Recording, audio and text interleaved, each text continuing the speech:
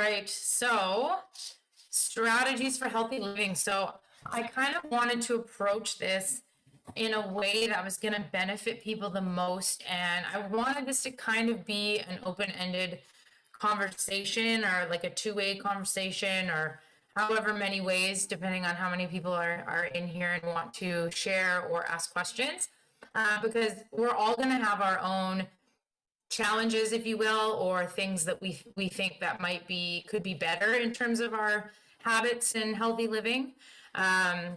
And there's no one way to do something. So I've categorized a few topics here actually, and things that I'm going to recommend as a coach that I see.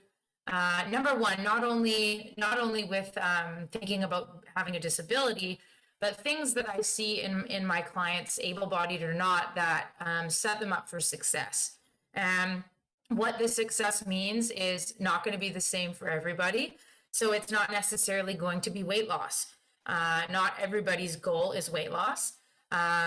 It doesn't matter what that goal is, but achieving goals in a successful way when it comes to health and fitness, essentially, it's going to look the same in terms of the habits.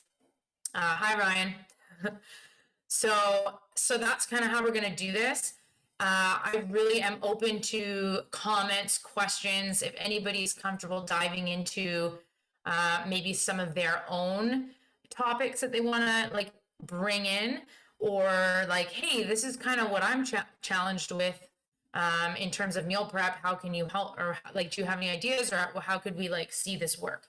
I really want it to be open. If people don't want it to be open, or they're a little bit more shy, or they don't really want to talk or have their camera on, there is a chat box. So feel free to write something in the chat, and you can direct it just at me if you like. So it's confidential, and I can always talk about it in a general sense and not call that person out, just for comfort. Okay. So we're going to be going through a few things here. And like I said, these are just things that I see helping my clients or people that I coach, and makes things easier for them to get to their goals. And essentially it's all just habits. It all boils down to habits, right? And habits are things that they can be hard to break, habits that are good and bad. And they can also be hard to bring on. But what I've found is that the smaller we start, the easier it is. And that's actually proven. When you add a second habit into your daily life, whether it's eating more greens, or trying to get more exercise, or not leaving the fridge door open, no matter what it is, if you add more than one habit into your lifestyle, the failure rate increases by 85%. And that's actually directly out of the book. I have it right here, Switch by Dan and Chip Heath. I highly recommend that book. It is amazing. Great habit changing book. But so the goal is to start small and start with one thing at a time. And it's all about prioritizing. Okay, so let's just get started into it. I know Jenna, when she had asked me to come on and do this talk, she had mentioned meal prep. And so I just wanted to start out with meal prep, because that's a really big one. And especially now that we're kind of starting to get back into normal life from a pandemic and being at home, where we could eat meals hot every meal time, and because you're at home, you're right there. But life goes on, and we're starting to get out a little bit more. We're getting into the nicer weather, and it gets harder to eat as we're not at the home with that accessible healthier options or home cooked options that we might have. So number one, the benefit of meal prep is obviously going to be that it saves time. I hear a lot of people get overwhelmed thinking, wow, like I don't have a lot of time to meal prep. It takes so much time. How are people like getting out all these meals for the week when who has that chunk of time? But if you're somebody who just maybe you only have a scheduled lunch break due to work, maybe you go to an office, maybe you're tired in the middle of the day, you're tired by the time dinner comes around, having that prepared meal ahead of time is actually going to save you a lot of time.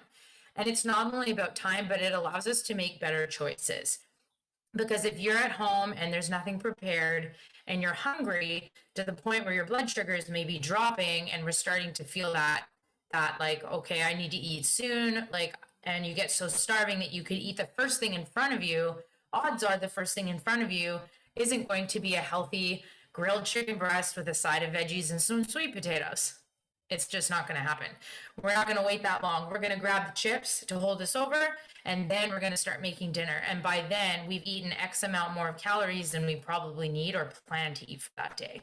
So benefits of meal prep, doing it ahead of time, having that food on hand so that we can have a really nice meal. You can reheat it in a microwave, you can heat it over on the stove, and all of this is still a lot quicker than having to remake a meal. And keep in mind, this is for those that don't maybe have that time to cook. Cooking fresh, there's nothing wrong with that. You can still have pre-cut up or pre-made, like marinated food, marinated chicken breast, pre-cut up veggies, pre-made salads, pre-made quinoa, whatever it is that you're eating ahead of time for dinner. And then it takes a lot less time to make and put the dinner together, especially if you have like a family that you're cooking for. So one way to get meal prep into being a habit is to make it an event. So if we have a family or we have a partner, make it fun, make it an event, do it together. Get a lot of things that you all like to eat, things that you're all gonna wanna love to eat and look forward to eating, and put some music on. Somebody be in charge of the carbohydrate, somebody be in charge of the veggie, somebody be in charge of the protein, and make a really like nice fun way of doing it together. And it can be a great way to bond. It can be a great way to use up all the Tupperware that's sitting around. You're all going to feel really good, and when you're all doing it together, no matter how many of you there are, it's going to save a lot of time. Okay. Having reusable containers, or if you're not into the reusable, that's fine, you can get glass containers. Having those and just having them clean and nice and ready makes such a difference. It's kind of like when you drink more water, it's because you have a fun water bottle, right? Like if I don't have really nice Tupperware, I'll go through times where I might have to go get more, and it doesn't make me want to meal prep because I don't have anything to put it in, and it's just that extra step. And essentially what that's doing is it's creating a path that's really easy to go down. All you have to do is do it. We want to make a path with the least resistance. If things are all set up for you and it's all there, we have a lot better chance of doing it. So treat yourself. You can go to like Dollarama. I was just in there the other day. You can get really nice Tupperware in there if you don't mind the plastic for like $2 to $3 each. Easy. You can rewash them. They're good for quite a while. You can also get glass ones that aren't that expensive. And those are also going to be awesome. If you travel and you don't want to carry a lot of weight, I recommend the plastic ones are going to be a little bit better. But if you're not going far, you don't care about the weight, or you have like a backpack on, the glass ones are really good too. But having all of those excess things like there for you, there's a lot better chance that you're going to use them. Okay. The other thing is keep it simple. So sometimes we think of meal prep, oh my gosh, where do I start? And like I just said, like maybe some of us think, well, what's a carb? What's a protein? Like, how do I know what to eat? A really easy standard way is to just learn those 3 macronutrients. So we have carbohydrates, which can come in many forms. A lot of times they're thought as being bad, and that's not true at all. But there's definitely better, more higher nutrient carbohydrates than others. So believe it or not, leafy greens are also a carbohydrate. They're just not a starchy carbohydrate. Cake is also a carbohydrate, but it's not going to be a natural, like there's a lot of other stuff going on there. It's mostly sugar, but it is a carbohydrate. Potatoes are carbohydrates, and those can have a great place in an eating plan, right? Any type of vegetable. Fruits are also carbohydrates. Bread is carbohydrate. Whole wheat bread is going to be better for you than the white bread. So it's just picking those more nutritious carbohydrates, especially if we are living with a spinal cord injury or some type of neuromuscular disease like MS or something like that, because the body, if we're not as active or we're using something to help us get around, like a wheelchair, the body does need a little bit less calories, but we need to use every calorie to our best and get the best bang for our buck to get the nutrients that we need at that lower calorie level. So that's where the choices come in handy, or where it becomes important to think about what kind of foods we're eating. So we have our carbohydrates. So you can think about, you can even make a list. What are my favorite carbohydrates that are going to give me the most nutrition, right? Over long term, or energy. You can think of it as energy. Then we have our fats, right? So fats come in the forms of oils. So things like even fish, like salmon, tuna is a really nice fat. We have avocados, olive oil, right? Any type of nuts and seeds, those have really good fats. Coconut products, right? Those are some really healthy fats. And then we have our protein, which is going to be usually if you eat animal, it's going to be any type of animal. So like your chicken, your fish, your turkey, your ground beef.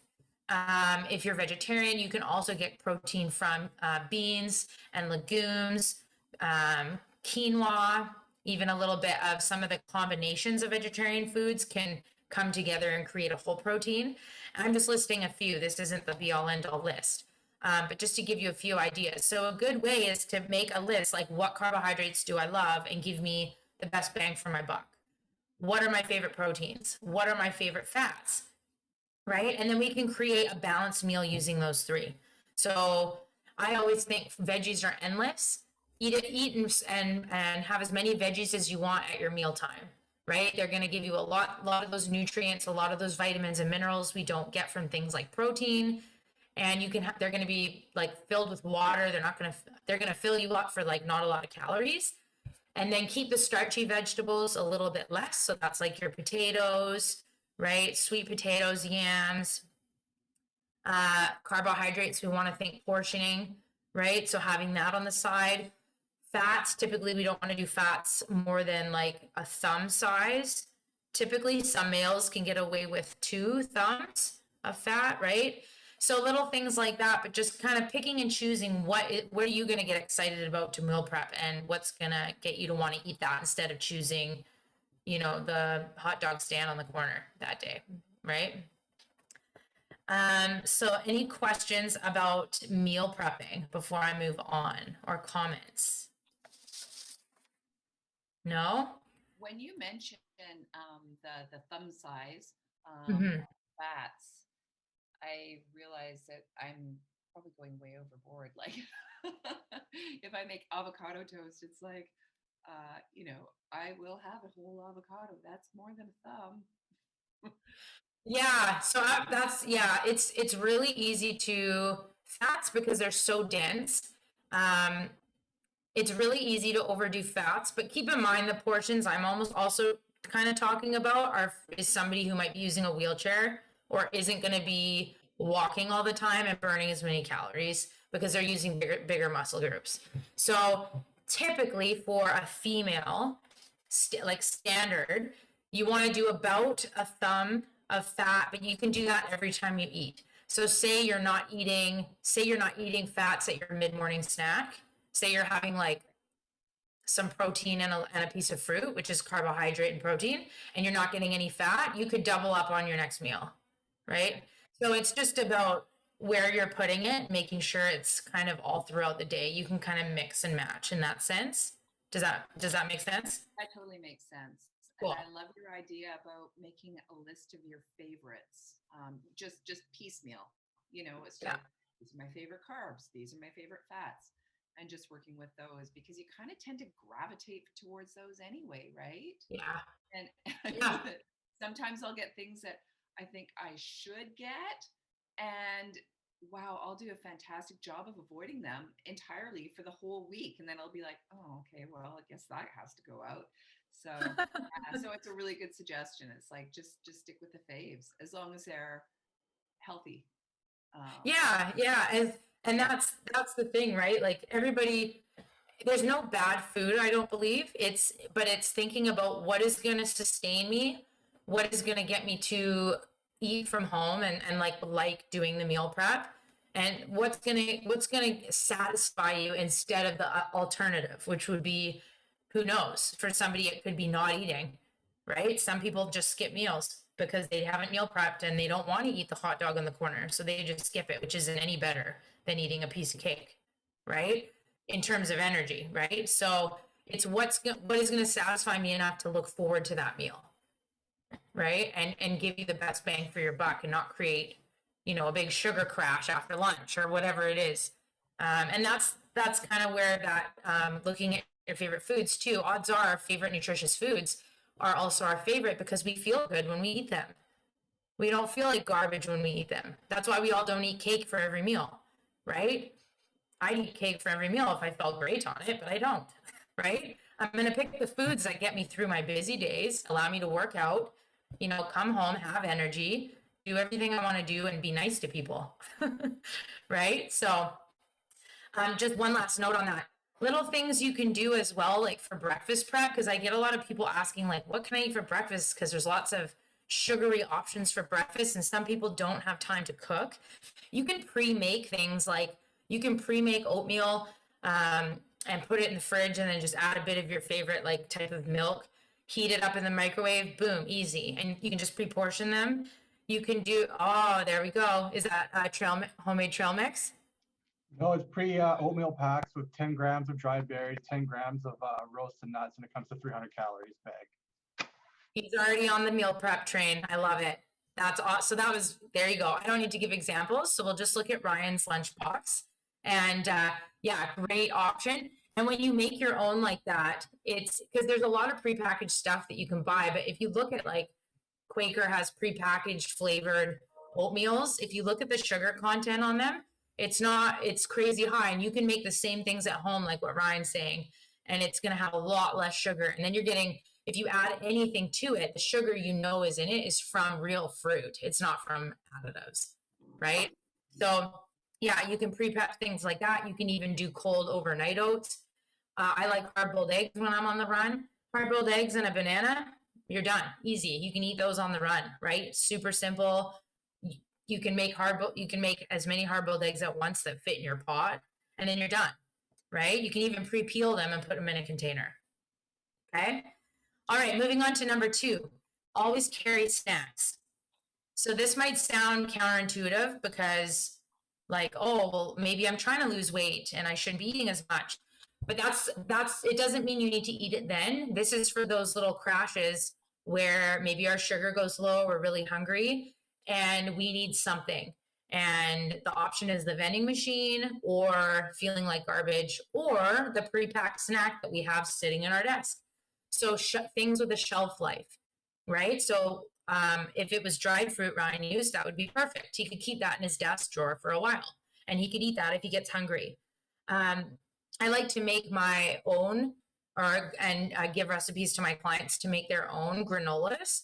A lot of granolas that you get are very, very high in sugar because they're all tossed in like honey and maple syrup, which, don't get me wrong, tastes really good, but that really adds up. So you can make your own if you go to any bulk section or just buy like a no-name brand plain Cheerio. It has very high fiber, lots of whole grain. You can mix that with like your favorite dried fruit, your favorite nut, and then maybe even some like extra dark chocolate chips. And if you put like a quarter cup of that in a little container and throw a couple of those in your desks, you have a nice filling, high protein, high fat snack that's going to tie you over until your next meal. Okay, and very, very low on cost as well. Doesn't cost a lot to do that, right? It keeps our blood sugars regulated when we eat more often than not. So like I said, if you get that crash, there's a better chance of us making a poor choice at the next meal. If we can equalize our blood sugars, we're going to have more energy and keep our metabolism a little bit higher than if we didn't. Okay. We're going to make better choices. It's also thinking of like the easy to transport foods. So if you need a snack that you know you're probably going to eat that day, you can get a little more creative and you can start going for maybe like a string cheese with maybe like some sliced apple. You could do hard-boiled egg. You could do some cut up veggies and hummus. I don't know if you noticed, but every little thing I'm suggesting has a mixture of like protein, carb, and fat. So that's kind of the goal, is to not have just one type of the macronutrient at once. We need to kind of pair them in order to stabilize blood sugar and stay full, feeling full. If you were to just eat an apple on its own, it has fiber, so it's going to slow the digestion down, but it is a carbohydrate.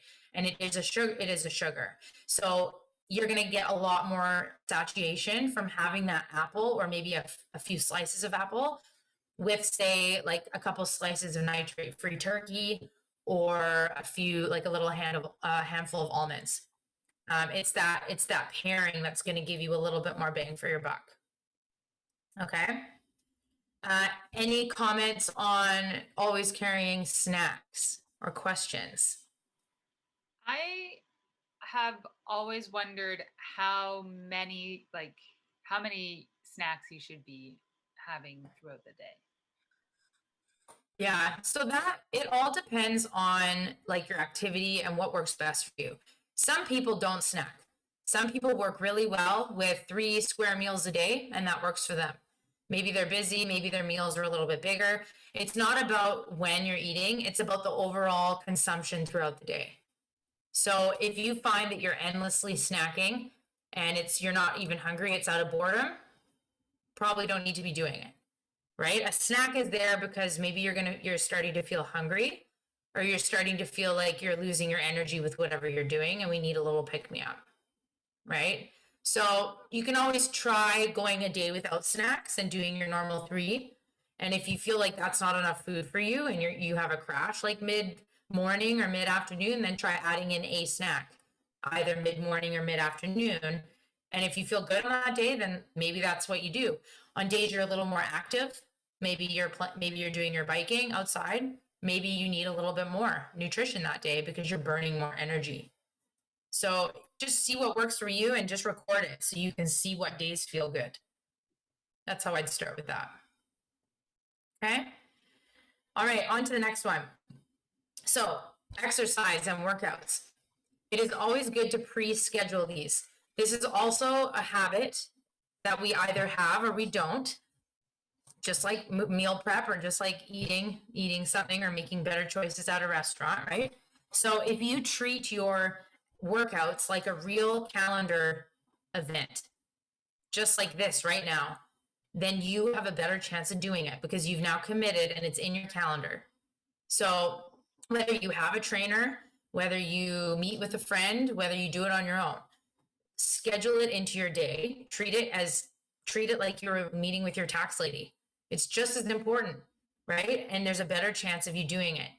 If we don't pre-schedule it, odds are we let it slip and then the day's over and now we don't have time, or we're busy, or we're tired, right? But if we pre-schedule it and we make it a priority, it becomes a priority. And even better, invite someone else to your meeting. Just have a little Google Calendar invite workout. Invite a friend or a buddy and let them know, like, this is when I'm working out. I'm just inviting you so you know, so you can ask me how my workout went. And now you're accountable and you don't even need a fitness coach. Just use your friend, right? Things like that. If you want to go a step further, we have a program here that we use with our clients called Ocean Insider Club. And it's an online training application. And we do coaching calls. So we check in with you and we basically bug you until you schedule your coaching call to make sure that you are doing your workouts, getting your workouts in. And if that isn't enough for you, we set you up with one of our coaches and you can be working out with them. Right now, our coach is the lovely Natalia, who's here today. So no matter what way works for you, it's just finding some accountability and treating it like just as important as a dentist trip or a work event. And then it will start to become that habit. And then you'll feel so good when it's done, right? And the other thing with that is it doesn't even need to be like an hour. Sometimes people get so overwhelmed because they think, oh, I don't have time to do this workout all at once. I only have, 15 minutes here, 20 minutes here. That is fine. That is better than nothing. And that adds up. It's just about activity. So if you have a lunch break and you need to eat lunch and it's 30 minutes, but you eat lunch in 10 minutes, go for a wheel or go for a walk. Get moving in that little last part of your workout or of your lunch break.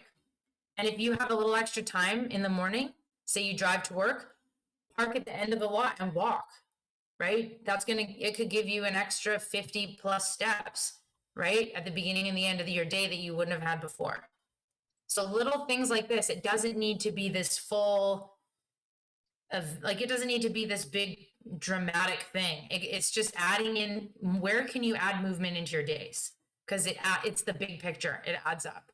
And that's what's so great about, I personally don't use them, but I know they're very popular. The like the iWatches and everything, they track your steps. Those can be great because it gets you to move. It's not showing you, oh, you didn't work out today. It's like, how much did you move today? And I find those are a really good way to motivate some people. So if you know you don't have a lot of time to get in like exercise every day in a chunk where you would call it a workout, find where you can add more steps or wheels throughout your day. Okay. All right. One more note on that, actually. There's a lot of Facebook groups out there that actually can be very, very supportive in terms of like people in the SCI community. There's one I'm on, I think it's called SCI Weight Loss. And everybody on there is amazing. Like someone will post a healthy meal they made and there's like 100 likes and people are cheering them on. Someone says what their workout was and people are cheering them on. It's amazing. It's so cool. So even if you don't feel like you're like not sure who to turn to in a community, things like that, go on there. It's judgment free and people want to hear what you're doing because it motivates everybody in there. What was the name of that, please, Megan? I think it's SCI. I think it's called SCI Weight Loss. Okay. I can check at the end of this. If you remind me, I'll quickly go into my Facebook and I'll look. Okay. Thank you. It's got a picture of the backsplash is a picture of like an adaptive fitness group, and they're all doing exercise. I'll remind me. I'll save some time and I'll quickly look it up. I'm sure if you just in the groups too Googled like spinal cord injury and fitness, it would probably come up, or weight loss. Okay, number 4, carry water everywhere, no matter where you are, what you do. Now it's so cliche, like, oh, I need to drink more water, but it's so true. No, hardly anybody drinks enough water. And then you put a disability on top of it when you're dealing with not knowing where accessible bathrooms are and catheter use. People aren't drinking enough water. And it's a deadly cycle because I understand those challenges of, well, I don't know where the bathroom, if I'll get to a bathroom, or, well, I'm uncomfortable and, you know, I like being at home to use the bathroom. But when we decrease our intake of water, we increase our chances of UTIs by a lot. Okay, so number 1, start drinking your water earlier. Drink it when you're at home. If you drink coffee in the morning, put a glass of water by the coffee maker and you have to drink that water first before you get coffee, because coffee is a diuretic.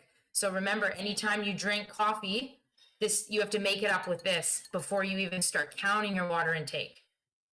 So if you aren't drinking enough water as it is and you drink caffeine, you might be in a deficit. And the color of your urine will tell you that. If it is not clear, you are not drinking enough water, period.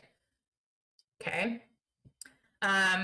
So starting early at home, if you do use catheters or you're not sure about accessible bathrooms and you're going out, do that first so that you can start flushing through your body before you leave. If you don't like water, I love water, but if you don't like water for whatever reason, make it fun. You can put lemon in it. You can put, which is actually lemon water turns alkaline, which actually can help stave off UTIs.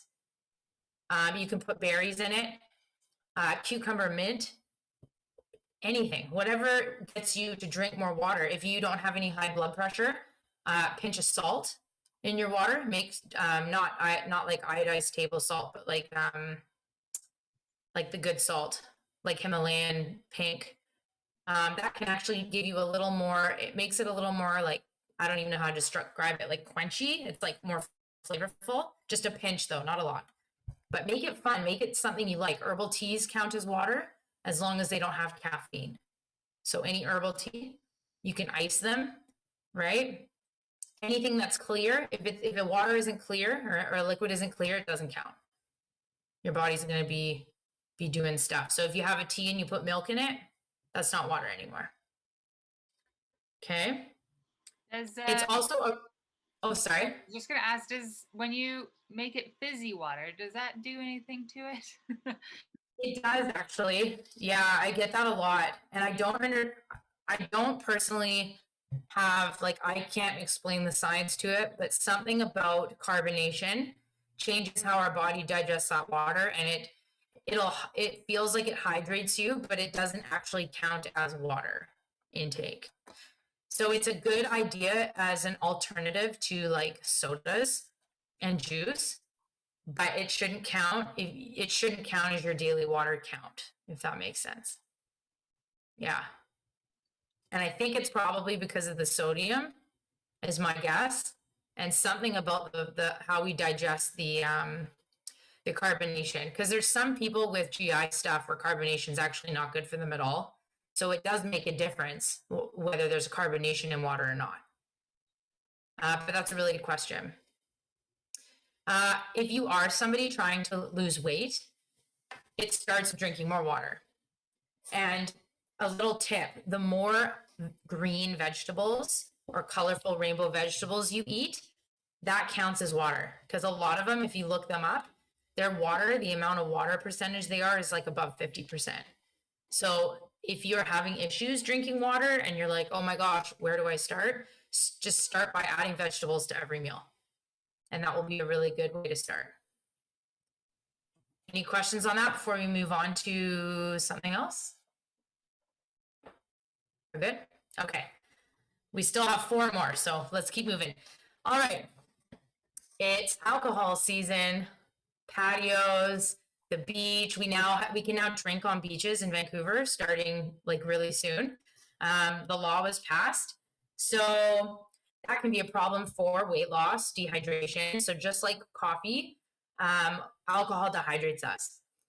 And it's 7 calories per 1 gram. So just to put that into perspective, 1 gram of protein is 4 calories. 1 gram of fat is 9, and 1 gram of carb is also 4 calories. So 1 gram of alcohol is actually more calories than when you eat a gram of potato or bread. So it really adds up, especially if you're wanting to lose weight or maintain a healthy weight. Okay. It doesn't mean you can't drink alcohol and lose weight. You absolutely can. It's just picking better choices. Okay. So right now, some healthier choices are going to be any type of clear, hard liquor. So unflavored gin, unflavored vodka, or sugar and carb free. So those are going to be your best bets.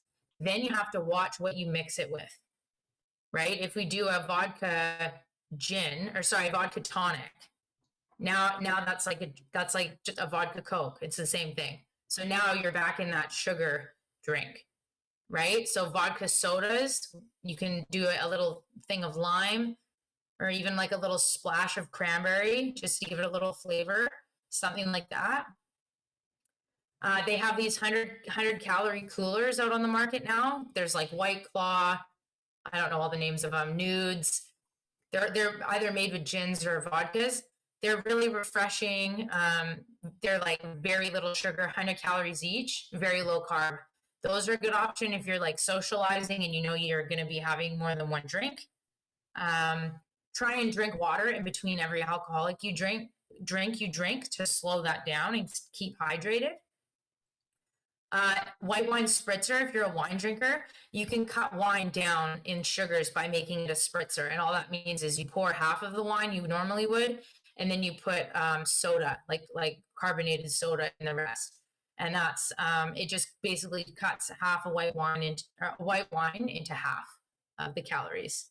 So it ends up being like, if you're doing a 6 ounces, it ends up being like 70 something calories instead of 140. And that'll cut your sugars down too. And it keeps you a little more hydrated. And then you can pour a really big one and people think that you're drinking a lot. One other way to be tricky, right? And then you're still kind of hitting your health goals. Any other comments on that? Or anybody have anything to share on alcohol? How do you measure the alcoholic content in grams? When you like say I have a can of beer and I know that it's 5.5% alcohol. I would just Google the nutritional info for that brand. That would be the easiest way. They all have it now. Yeah. Okay. Yeah, They that's won't what I have it would on do. the individual bottle, but they'll have it on the case that it comes in. Hmm.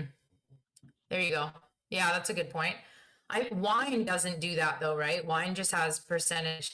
But I think wine typically, I mean, you can basically the sweeter a wine is, the more sugar it's going to have. So you want to stick to drier wines. And then you can kind of just like nutritiondata.com. I don't know if you want to write that in the chat. You can just look up like white wine dry and they'll give you like a standard like calorie and sugar intake. But there's going to be sugar and things like that and champagne and prosecco because they're fermenting it, right? That's what happens in the fermentation process. They have to add sugar, right? So so definitely just knowing what you're drinking and knowing that it's 7 calories per gram and counting that in your overall intake for the day. And also be aware that there's no nutritional value in alcohol, period.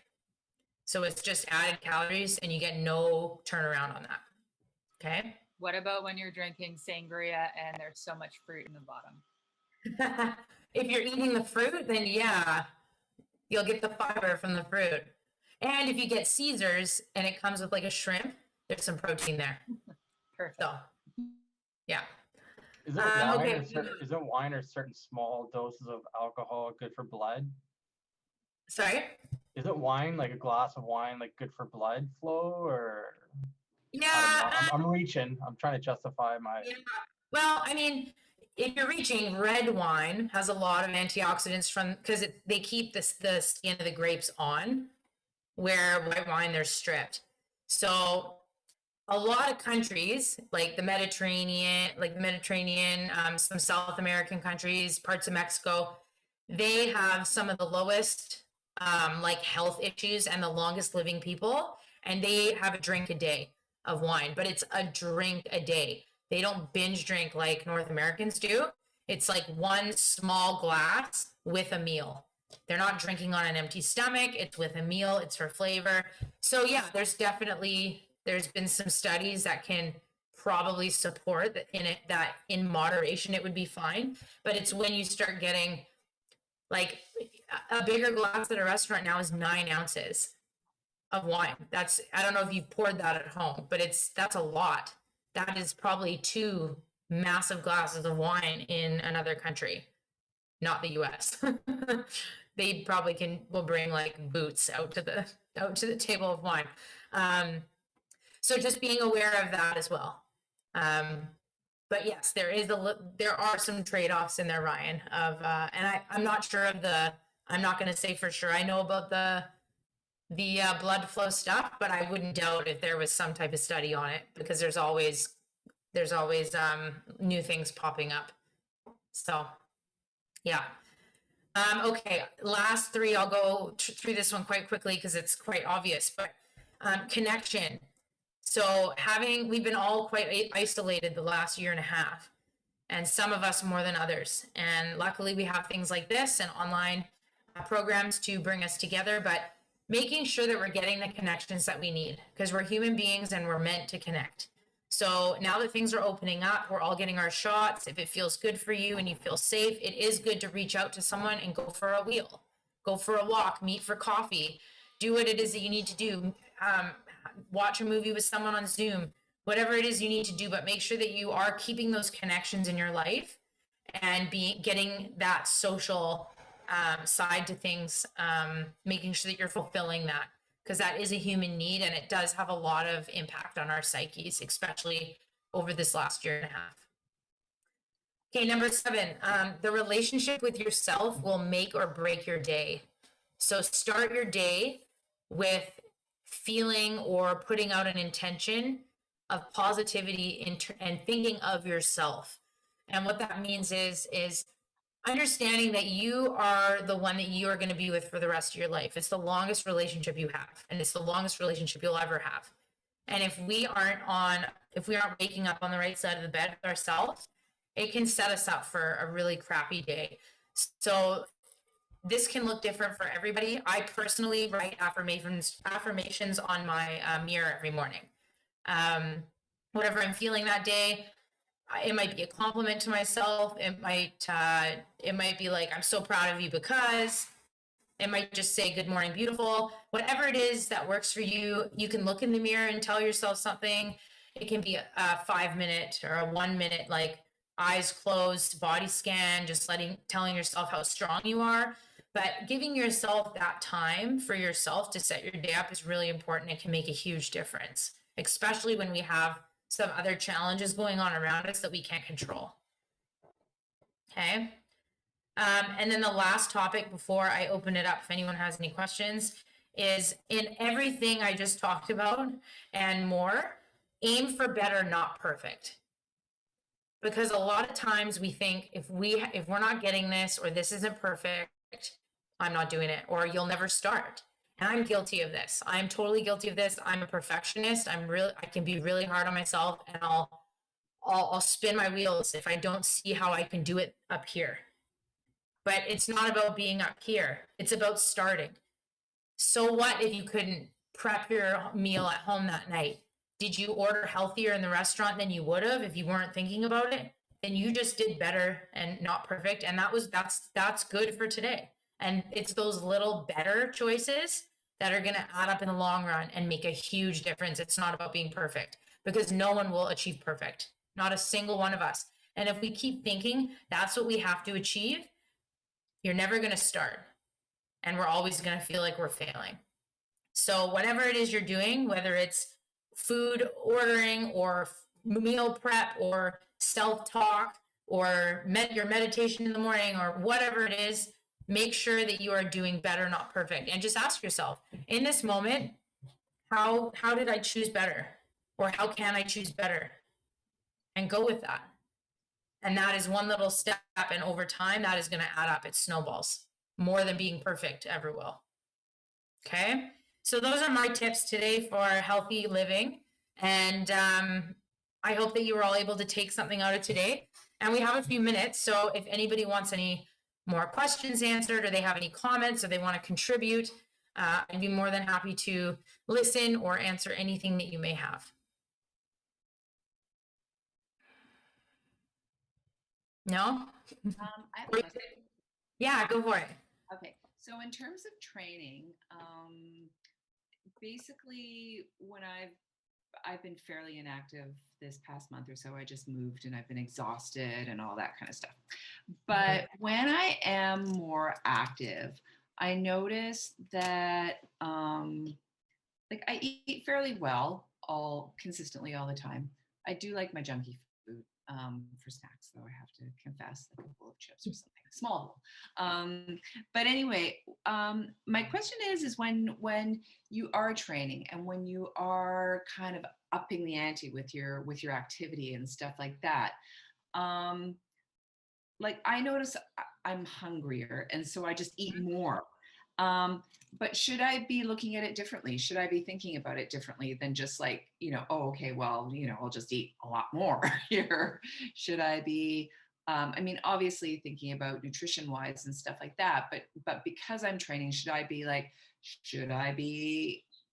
still balancing it the same way? Or is there, should I be balancing it slightly differently with respect to like carbs, fats, and so on? So just wondering what your thoughts are on that. Yeah, so typically it would depend if if this is something you're doing, like when you say training, is this like you're adding a session every day, or is this just like random, you're just more active throughout the day in general? I would say adding a session, because when I do start, and even for the people watching this, it's like, some of them might be training for the Scotiabank Charity Challenge, for example, right? And, bringing in more activity every day. So that's kind of the perspective that I was looking at it from. Okay. Yeah. So if you are adding in some more training, especially if it is somebody training for the SCI Scotiabank half or the 5K, you definitely want to think of it as, so when we train, we're using up energy, right? And essentially when something like that, you're training to either have more endurance, sustain your pace, right? And go longer essentially at whatever you're doing, walking, running, wheeling, etc. So when we have these training sessions, you are going to be utilizing up more energy and using more of your muscles to fatigue than before. So our muscles, we essentially eat food for energy, right? So as you start to get more of these training sessions going, your body is going to start using up the energy more.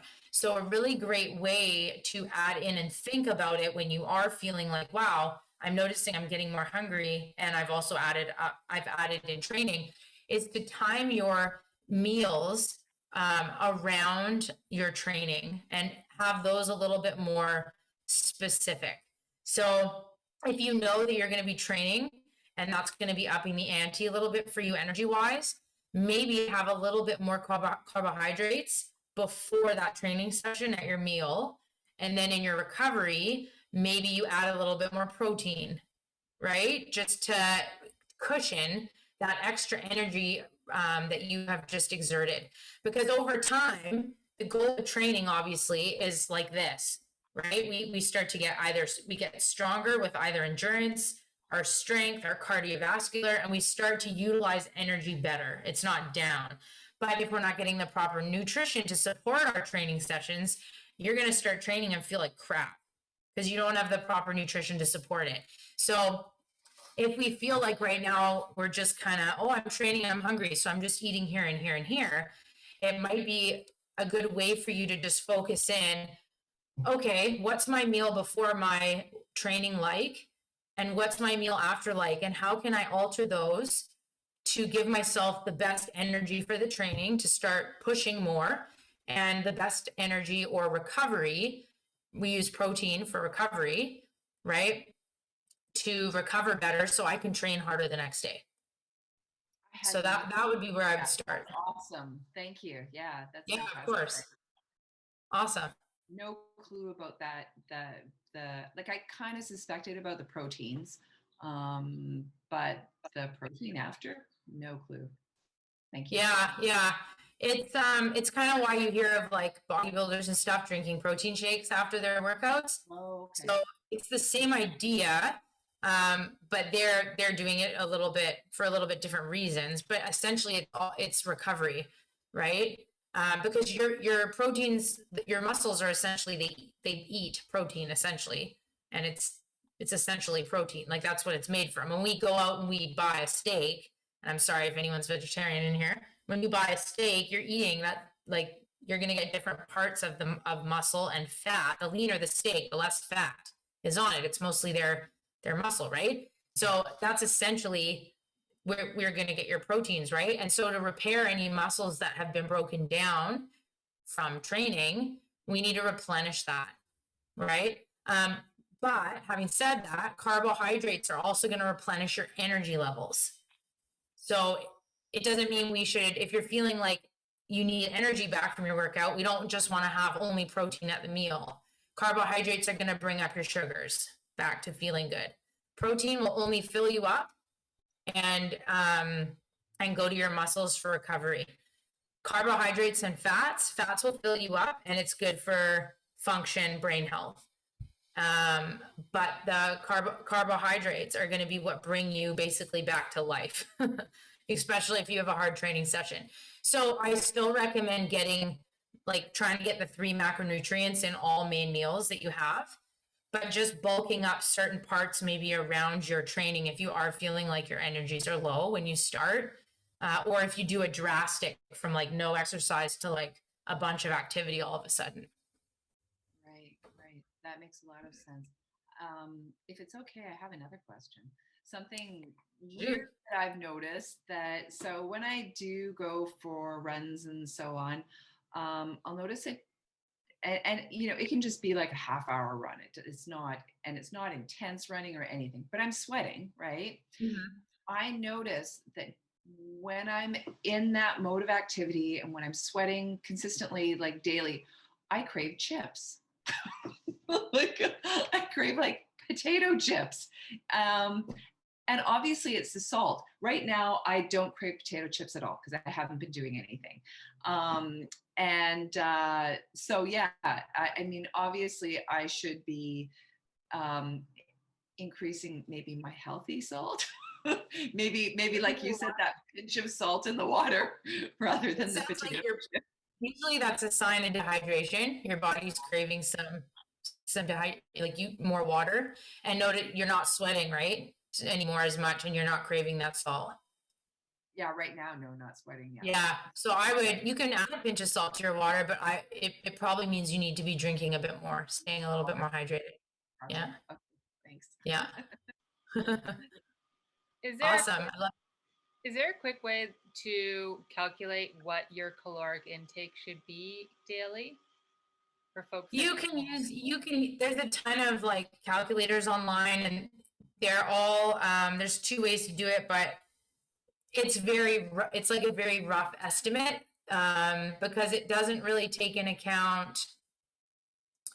The only really real way to do it is to get into like a hydrostatic test, or for someone to know, because hormones play a role. There's no way to know like hormones. They typically don't, it asks your age, but activity level is like kind of a guess, because they're just asking like, what's your activity level? And it's like moderate, medium, like how do you really measure that? And it like, they'll ask what kind of workouts do you do, but it's only going to be so accurate. So I definitely recommend them as like a baseline, but just remember, it's not the be all end all. I also don't think anyone really needs to be, I mean, if you want to count calories, that's fine, but I definitely don't encourage people counting calories to find a healthy weight, just because it's so tedious, it's not accurate, and it can cause some people to get a little bit too into it, and that can be unhealthy. So I would, if I was you, or if I was recommending to a client, I would never recommend calorie counting. I would recommend portions. And so for portions, for like an able-bodied female, you would want to get a deck of cards would be the size of your protein portion at a meal, not a snack. So a deck of cards. If you were to scoop your hand into carbohydrates and fill your palm, that would be your starchy carbohydrates at a meal. 1 thumb worth of fat, and then greens and veggies are endless. So that would be kind of how you would look at your plate. A man would be different than that. Somebody using a wheelchair or using a mobility aid, that's going to be different. That's going to be we use a different scale for that. Yeah, so that's kind of a baseline you can go for. Does that help a little bit? Yeah, and I can still, if you want, I can direct you to where you can look up your, if you go to Precision Nutrition, they have a lot of calculators like that. Like you can just search in their search bar, and they have some really great articles on stuff like that too. And do you want me to quickly go see if I can find the name of that Facebook group? Sure. Jenna? Sure. Yeah. It'll just be right on and then I'll write it in the chat. This would be, so just as a reminder for anybody watching the video and isn't sure what's happening, this would be like an example of some of the really supportive groups out there, for like people using, like people that have disabilities or spinal cord injury and want a little bit of, okay, so there's one called Wheelchair Nutrition and Fitness. That's a really good one.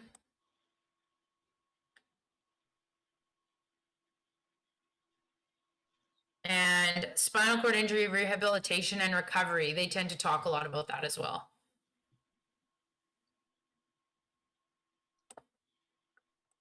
Awesome. Cool. Great. We'll include that information in our next team email as well for folks. Awesome. Cool. Yeah. Also, if people want to join the Ocean Rehab and Fitness Facebook group, I also post a lot of stuff in there, usually once a week, something relevant. That can be a group people can join as well. Amazing. And then also you had mentioned, was it called Ocean Insider, that program? Ocean Insider Club. Yeah. I'll put it on here.